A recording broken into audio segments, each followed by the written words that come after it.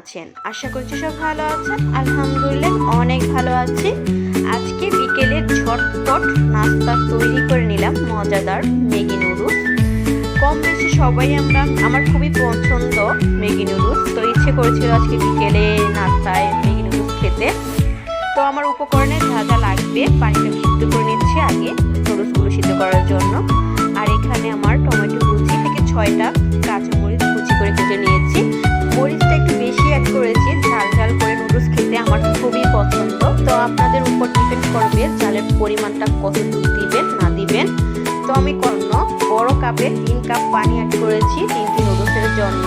আর 5 থেকে 6 মিনিটের মতন খুবই সুন্দর পারফেক্ট হয়েছে নুডলস সিদ্ধ। পরিমাণ মতো পেঁয়াজ কুচি অ্যাড করে দিয়েছি। পেঁয়াজটাকে মিডিয়াম আছে একটু কাঁচা কাঁচা ভাব থাকতেই পরিমাণ মতো টমেটো কুচি অ্যাড করে দিব। আমার পছন্দ অনুযায়ী আমি সবজি অ্যাড করেছি, আপনাদের পছন্দ অনুযায়ী আপনারা সবজি অ্যাড করতে পারেন।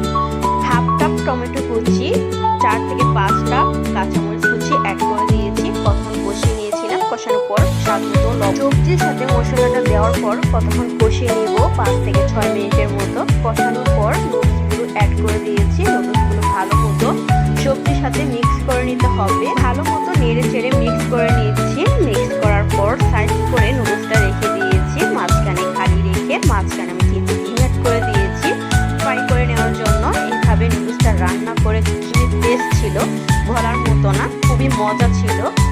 পরিবারের ছোট বড় সবাই খেতে পছন্দ করবে, অবশ্যই বাসায় ট্রাই করবেন। আর আমার ফ্যামিলির সবাই খেতে কতটা লুকুরিয়ে অসাধারণ হয়েছে, কতটা ঝরঝরে পারফেক্ট হয়েছে দেখে তো বুঝতে পারছি। সহজভাবে ভেজিটেবল ম্যাগি নুডলসের রেসিপিটি আপনাদের সাথে শেয়ার করেছি। আমার পাশে থাকবেন, সবাই ভালো থাকবেন, সুস্থ থাকবেন। নেক্সট কোনো রেসিপিতে দেখা হবে। আল্লাহ হাফেজ।